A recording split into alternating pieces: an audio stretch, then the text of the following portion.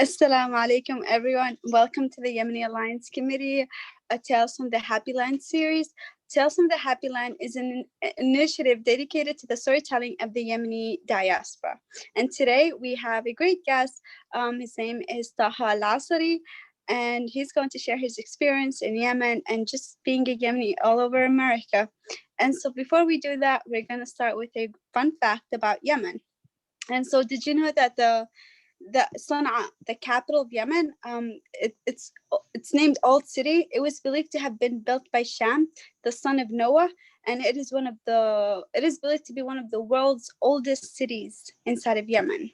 And so that's really cool, and you can tell by the architecture and just its amazing buildings and whatnot. It has really lasted for centuries, so that's really amazing. And so before we get on to our conversation with the guest, we're just going to share a short story from one of a Yemeni who didn't want to come on live to share it. So I'm going to be sharing it on her behalf. This person goes by the initials of NE. And here it goes. They're Yemeni and they've never been to Yemen, but they had this very deep love for Yemen, just passed on from, I guess, their parents. And so here it goes. Assalamu alaikum. I don't have a specific story, but I do have an immeasurable love for my country, Yemen, that even I don't quite fully understand how it came to be. Years ago, I was asked by my college professor to write a descriptive essay on anything, and I took the opportunity to describe Yemen, my long lost love, whom I've never had the pleasure of meeting, and received an A+. I mentioned this as an unknown to her. She believed I had been there and witnessed all the beautiful things mentioned in my essay. I just wanted to share that there is an American-born Yemeniya that has a blind love for her and of her rich history inside of Yemen. Al-Iman Yemeni wal-Hikmah Yemeniya. So thank you for sharing. And so that's one of the people that shared, and keep them coming. We love hearing this. It really reinforces the work that we do and why we do it and why there needs to be peace in Yemen. And so back to our guest, Taha. How are you? I'm good. Thanks for having me. Awesome. It's really great to have you. We love having diverse voices, whether it's Yemeni women, Yemeni men, and it's really great that you're here to share your experience. And when was the last time, did you ever visit Yemen? And if so, when was the last time you went to Yemen? Yeah, so I visited Yemen numerous times, and that's kind of what my story is gonna revolve around, the reasons why I visited Yemen so many times. And the last time, unfortunately, was 2012, right around the time that that the war really started to take off, with Ali Abdullah Saleh still in office those days. And I remember my last few days there was the days that he got bombed at the mosque on Salat al-Jum'ah, and they actually bombed the mosque. I was there. 2 days later, I was out, and I haven't been back, unfortunately. Yeah. That was the last time I was in Yemen. Yes. And do you still have family there? A lot of family there, definitely. I still have family that are currently traveling back and forth through the madness and the chaos, but still, making that trip. Yeah. And what part of Yemen did you stay in? Is it it's just one particular place? Or? My first trip to Yemen was a family related trip. So we went to our village, which is Malah. More people will know Rada, which is the bigger province around there. But that's where I was the first time. But my later visits as an adult was mainly in Sana'a and occasionally in Aden, but it was about 70% in Sana'a. Okay, awesome. How was your experience there? Did it differ every time you went as a child to an adult? For sure. What was the feeling? I'm sorry to interrupt, but it definitely differed. I mean, from the first time I went, I was about 13 years old. It was right after junior high school, and instead of going right into high school, My dad did what a lot of Yemeni parents do, send the entire family back home for a year so they could learn the language, learn the culture. And that was our time, unfortunately. That So instead of going to high school, I went over to Yemen, and things were still, really, really rough there. Like there wasn't Wi-Fi, there wasn't internet, the electric was going off, and we stayed in the village. A lot of our interests, like we were into basketball, me and my brothers, and that was pretty much obsolete. There was there, the few basketball courts that they used for soccer fields. So it was definitely tough. But like I said, my later trips, when I got older, were much, much better. So, like, were you able to play basketball there, or was My that first, kind of so this is kind of like my story. I guess we could get into my story. My first trip, there was no basketball. Like that was not a thing. We would try to go down to clubs and get some games. My dad actually had to send us basketballs from America because we couldn't even find any to buy there. So just to put a timestamp on this was like 97, 98. So it was a while ago. But so it was rough. But later on, I had an opportunity to go back. This was my freshman year in college. So now we're talking we're talking another 10 years later, 10 to 12 years later. So I had an opportunity to go back to Yemen to play for the national team. I was actually, for the national basketball team, I was actually playing for my college. I went to a small school in Buffalo. And word got around that there was a Yemeni playing in Buffalo. I think my dad kind of helped get that word around. Um, but they reached out to my dad. The Ministry of Sports reached out to my dad and asked if I would be interested in playing with them. They had a tournament in Egypt that year. That was the first year that I participated. And at first I said no. I was like, I was away in Buffalo for the whole year. I missed a lot of my breaks because of basketball. So I like my midwinter break was cut short. My spring break was cut short. So I didn't see my family much. And I wasn't about to go back to Yemen because my last memory of Yemen was that time I went with my entire family, missing school and getting away from sports and having to deal with all the obstacles, a spoiled American, would complain about, like no Wi-Fi or electric going out when you're playing video games. So I had that in my head. I'm like, I'm not spending my summer there. Like, no way, and what kind of national team do they have? Like, I know that there was no basketball there just 10 years ago. Um, so whatever, a little back and forth, and a few weeks later they reach out again and again, and I actually took them up on the offer and ended up in Yemen, um, 18 years old after my freshman year, playing for the basketball team for the Yemen national team, and it was completely opposite of what I thought. Like it was absolutely amazing. It literally shaped who I am now and what I am as an adult.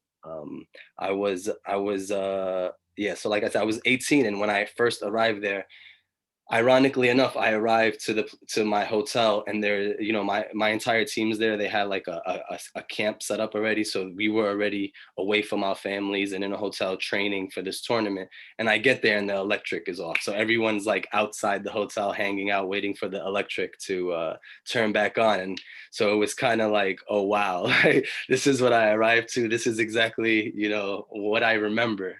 Um, but little by little, things got a lot better, and it was mainly because of the people of Yemen, honestly. Like the team, my teammates and my coaches and the people around me, the way they embraced me, the pride they showed in having like an American Yemeni playing in America and in the college level, and then coming to represent their country. Like it was it's hard to explain, but they're just so selfless and so pure that they really are genuinely happy that for someone. And even if that person's situation is a lot better for them, that's what gave me so much guilt. I'm like, they're over here praising me and so happy that I'm here and that I'm playing, and I'm gonna go back to America. Like I have the education that they want to come to America for. So I had a little guilt in me when I was receiving all this praise from them.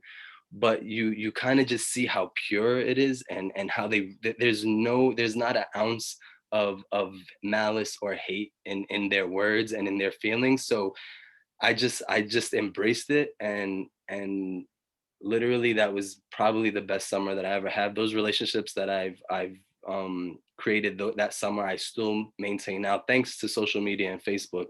I played for the Yemen national team every single summer up until 2012. So this started in 2007. No, excuse me, 2004. Um, and every single summer, every single year, every single tournament I flew all over the world to represent for Yemen. We had a lot of first togethers, first win on a national level, first Yemeni player to be recognized as MVP of a tournament. So like I said, the pride that I have, like that they put in me, it's hard to explain, and I don't think people understand how sports is there. Like these guys receive salaries, and there's clubs, and they travel, and there's a ministry of sports, and there's a president of that ministry of sports, and so there before all this, there was a lot of good things happening in sports, as far as encouraging the youth to participate and giving them the opportunities to compete on a national level. Like we were competing against, top teams in West Asia, Lebanon, Iran, Jordan. I mean, these guys were getting paid $20,000 a month. Like they were professionals, on a different level.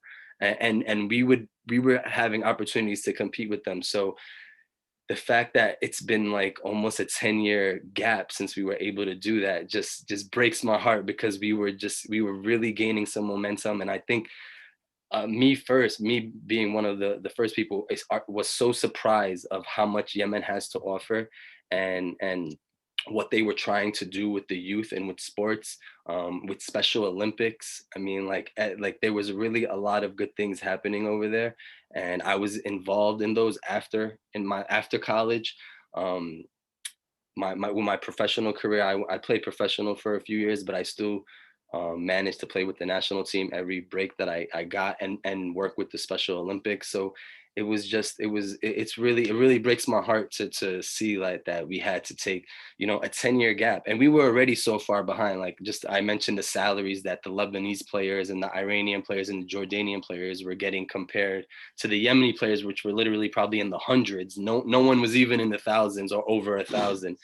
Um, so we were, like I said, we were already behind, and to have like this 10-year gap, I think it just set us back even more, and it worries me, because I was really, I think it's really important for the youth to have sports, and to have that support and encouragement, and to be given those opportunities. Like I said, these people, I like the Yemen people, deserve every opportunity that they get. And if it's going to better schools, or competing on a national level, or traveling, like they genuinely and sincerely deserve that. And that's what was happening, and I don't think a lot of people know that was happening prior to that. Like they were flying me all over the country, to all over the world, to compete in these tournaments. They were in these tournaments. Like, there was a lot of momentum, so one thing that I know, I mean, I'm sure sports is not on the front tier of any action plan, to get back in Yemen. But the role it played with the youth, I think, is very important, and it's something that needs to be addressed when the time is right. Of course, there's other things that need to be addressed first, but that is going to play such a big role in bringing the youth and the country back together and back on a national, platform. I don't even know what to say. Like, this was so heartwarming. Um, it's just, I didn't know first that we had a national basketball Yeah, team. I'm sure. That Yeah, was yeah, that was one, and just the whole. It's just the resilience and the love, and just you can tell you're speaking with so much passion that it's so important. Like sports, it's so important. For it's an outlet for the youth. I remember my cousins would play like soccer in the streets all day, yeah, till like بعد المغرب, like after yeah, yeah, dawn, in the streets playing soccer instead of like chewing khat or I feel like they resort to cat or all these other things is because they don't have any kind of, they don't have Exactly. anything else to do. Hmm. And so when you fill that void with activities and sports, it's an outlet for them to thrive, to have fun activity. And so it's very important. And I'm glad that there's an advocate for that. That Yeah, like for that's sure. not left. No, yeah, it's like, and it gets lost in all of this. You know what I mean? We're focused on like policy. We're focused on like education. And sports is just, it's important as well because it really is. It gives people something to do that's productive, and they channel their energy into something that's so like a representative of their country, of who they are. And so I'm like, For sure. Just want it's to, so, when you mentioned yeah, like the resilience, the last time I was able to play with the Yemen team, it was amazing. We got to link up in 2015 in Dubai. There wow, was a tournament in Dubai, and were able to get the funds to travel to Dubai and compete in this tournament against some of the top Arabic clubs in the world. But where we are geographically, which is West Asia, so we have a right to compete with the West Asia teams. They just so happen to be amazing. Like I said, Lebanon, Iran, Jordan, like these teams are top. Um, and they have the funds to bring like such amazing players to compete as well. But in the middle of the war, the Yemen team got on a bus, drove all the way to Saudi Arabia because they couldn't fly um, out yeah, of there was no airlines that were flying into UAE, so they had to take a bus, maybe like 2 days, 20 plus hours with the stopping. It broke down on the way. We're talking 20 people, 15 players, five, you know, extra staff members. And by the time they got to Saudi Arabia, then they had to get on an airplane to fly to UAE and compete against these guys that are, you know, top of the line athletes. But we did compete and we did win a game, and like everyone was praising us. And there was a big article. I wish I pulled it out, but there was a big article in the papers in the UAE about the resilience of the Yemen team after us doing so well in the tournament. Just what they went through, and to come all the way over to UAE and compete and win basketball games and really represent for the country. It was amazing. And at the time I lived in Abu Dhabi, I was teaching. So I literally, my, like, and that's another thing when I talk about the guilt that I have, like I drove from Abu Dhabi to Dubai from my high rise in my car, 45 minutes right to the hotel, and I was ready to play. And these guys are like telling me about their trek like across the desert in a broken down bus, and they're like here, they're happy to see me, they're asking me about like what I do and who, like where I live. And like it was just like you would think that they just got off a first, you know, like first class flight or a private jet. Like it's unbelievable. And just like that, meeting those kind of people and having those kind of relationships also like made me like so prideful in being Yemeni. And it wasn't something that I was prior to that. You know, growing up in Brooklyn, New York, I played basketball my whole life. I was in that culture, and there wasn't really space for you know, Yemen or it's even Islam in the basketball culture. So I was very disconnected. And this literally, like when I said how it changed my life, it really changed the person I am, and how I treat people, and the things that I do for other people, because you see like the people in Yemen and what they go through, and they're able to smile and they're able to still project this positive energy. Like it's really hard to complain about anything. yeah, no, yeah, it's, they're so, they never let like their troubles get in the way of like what they can do, like, or hold them back. You would never tell. You would never be able to tell. Yeah, it's so true. Like it's so true. Like I can get so many examples when like just how resilient or how strong and how simple they are, and they never really The have that victim simplicity, yeah. mentality. The simplicity in what makes them happy is also amazing too. We you know, us growing up in America, you know, these first world problems, it's a real, it's real. Like, you know, we really complain about first world problems, and these guys are just, you know, overcoming obstacle after obstacle with no complaints or anything, you know. So Yeah. it's amazing. And just to think, when I look back, what's so amazing is that I said no to this opportunity at first. Like, I was like, Yemen basketball, like, I'm not spending my summers in Yemen, like, are you serious? And after that summer, like, I couldn't wait. Like, I would go back to my school and tell people, like, I played for the national team, dude. Like, I was just in Egypt, like, so it was like a sense of pride to represent my country as well. So fortunate for the opportunity, and it's so funny how things work out. And now all I really want to do is give back to them. I was in the process of planning a tournament for the youth in Sana'a, with some help from my friends that I made and some connections that I made there. And then the coronavirus hit, but that's something that I'm still looking to do. And I'm plan to use social media to kind of get the word out for donations, for support, for all that. So that's something to look out for. And I hope that I'll be able to get the word out soon as things slowly get better over there. Because you like I'll tell you, they're still trying to play, they're still trying to compete. Like I said, I still follow a lot of those guys and I have those relationships.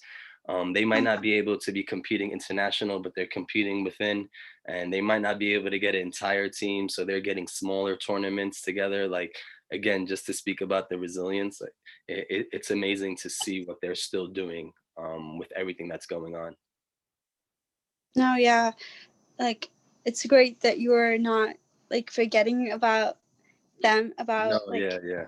and it's like, let us know if we can like do anything to help you to amplify your project, your goal. But like, yeah, would love to. This is such a great initiative that you're planning, and it's really important. Again, it's sometimes it gets lost in the sauce of like the bigger. Yeah, no, um and that's understandable for sure. That's understandable, but it's just something that needs to be addressed in the grand scheme of things.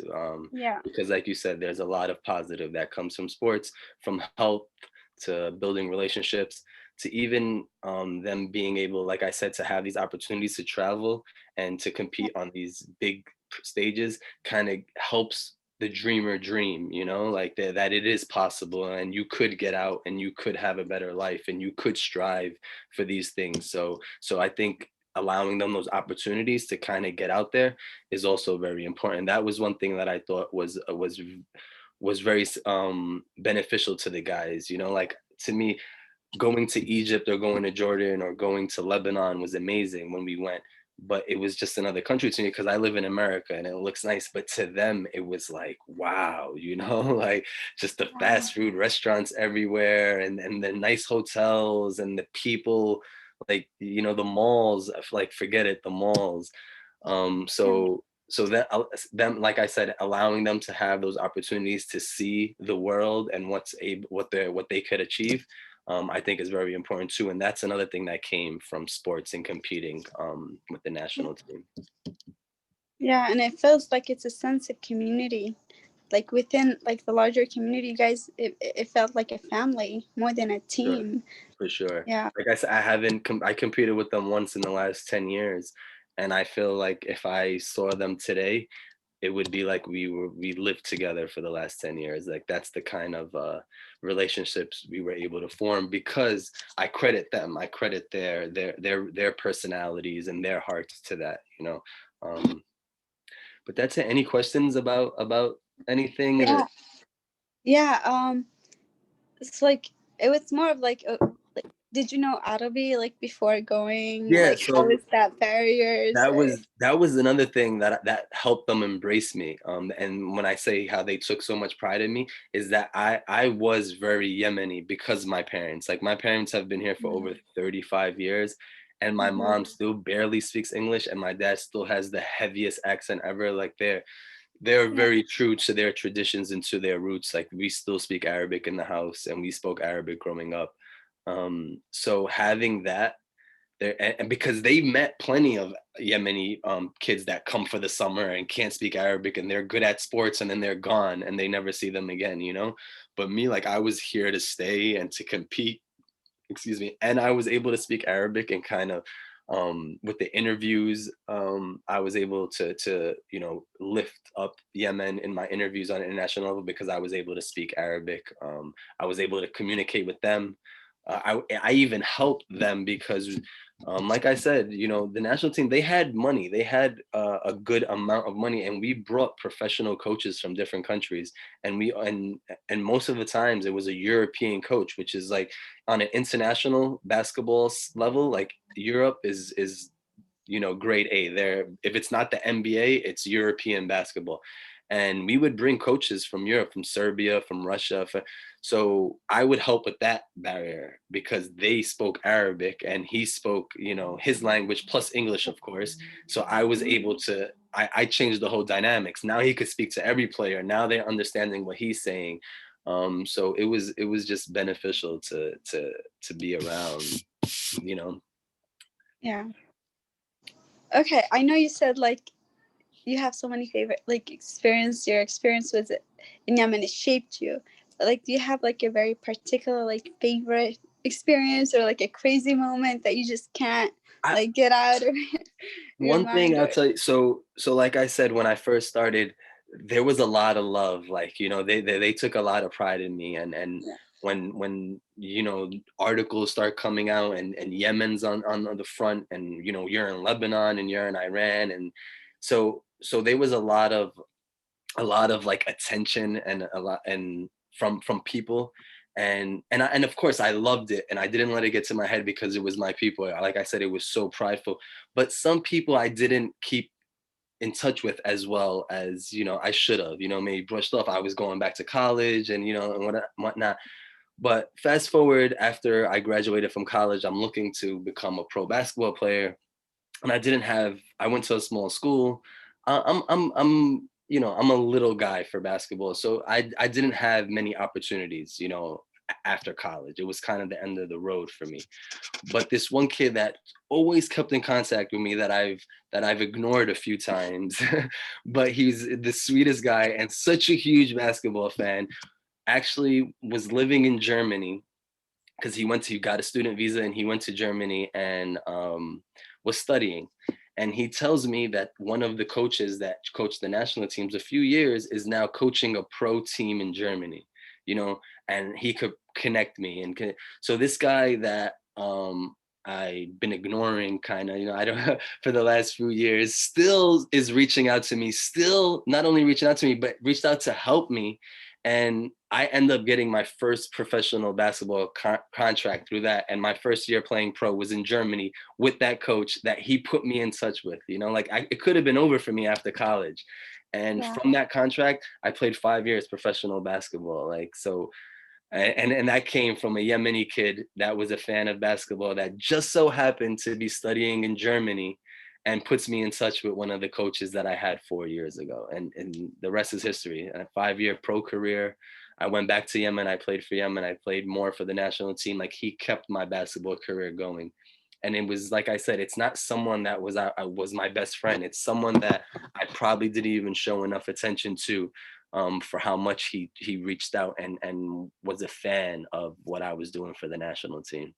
But like I said, the pureness of them, so that's that's yeah. my wild story. Like, a kid that I was ignoring for years ended up getting me my first professional basketball contract.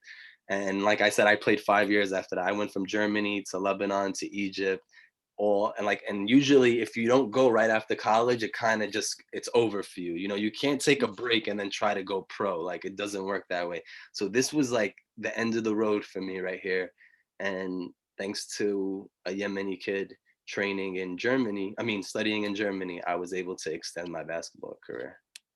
And I still keep in That's touch with him. And he's the one that's going to help me do the tournament in Yemen now, because he's back in Yemen, alhamdulillah. And he's going to help me plan the tournament. So it's just funny how things work, like, and it's always like with the Yemeni people, like, it's always going to benefit you in the long run. Like, that's the yeah, kind of people that they're not going to do you wrong. So make yeah, sure you embrace your relatives, your friends, your country, your culture, because like I said, if my story isn't proof of the benefits of or not even the benefits of just how pure and how helpful and how sincere our people are, then I don't know what to tell you.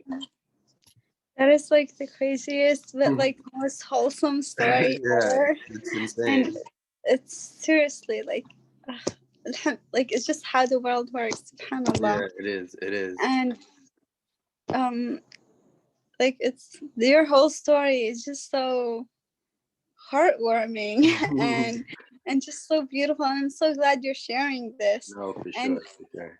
and I guess my last question would be like, do you see yourself going to Yemen anytime soon? Like, I know you're planning a tournament, but do you see Mhm. yourself like traveling there anytime soon? And I definitely would love to travel there soon. Me and my wife always talk about it. Her mom is there, so we would love to go. We have two little kids, so that's kind of what's holding us back. I have a 2-year-old son and a 3-year-old daughter, and kind of traveling with two toddlers, we could barely like make it 15 minutes to go eat. So just thinking about doing that right now, but it's just definitely something that we are going to do. It's not if we're gonna do. And with the national team, like I'm always gonna be involved. I still, alhamdulillah, I'm still very active and I still play basketball on a competitive level. I'm 36 now. Almost 20 years in. I started playing 18. At my first year with the national team would be 18 years old. So I'm almost 20 years in, and if they called me right now and said they had a tournament in Egypt, I would be on the first flight. inshallah, So, inshallah, yeah, like inshallah, you get to have a chance to go to Yemen soon with your family, and they can also like experience Yemen and that love and that just the experience of Yemen is different. Like you hear yeah, it, and yeah. once you're in it, it's just a whole different kind It of is. I don't even think I emotions. did it justice. I like this story really isn't like my story. What I'm trying to get across is Yemen, how amazing Yemen is, how amazing the people are, and to put yourself in situations where you get to meet and to get to travel to that country, to your country, or if you're not from Yemen, just to be able to go there. I have American friends that I've met there that were teaching there, that were doing tourism, that were working for companies, that literally we speak now and they say Yemen was the best days of their life. And these are like full-blown Americans. And I hope to have some of them on here and connecting with you guys as well. But that's really my message is get out there, embrace your culture, embrace your people, embrace your relatives, and try, maybe not now, but when the time is right, to get over there and experience it firsthand, because words don't put it into any don't words don't give it any justice. No, Allah, you're right. Thank you so much for coming on here and sharing this. This is so important for the audience, and this just refuels like what you're saying is it's just giving me memories, so much memories of Yemen, and it's like that I can't even articulate my emotions and my experience there. It just doesn't do it justice, For sure. and I'm so glad, yeah, and I'm so glad you came on here and you shared this amazing and heartwarming story, and super excited for the audience to hear this. For Thank you sure. so much again. No Is there problem. only Anyone has any questions, they could leave comments on the video. I'll try to interact and reach out to or answer as many people as I could, because again, I want people to know more about the sports and the culture, not just basketball, but just sports in general, in Yemen, and the role that it played with the youth and the opportunities that it gave them. So if anyone has any questions, feel free to, kind of comment on the video and I'll reach out. okay? Awesome. Thank you so much, No Alad. problem. Bye, Adi.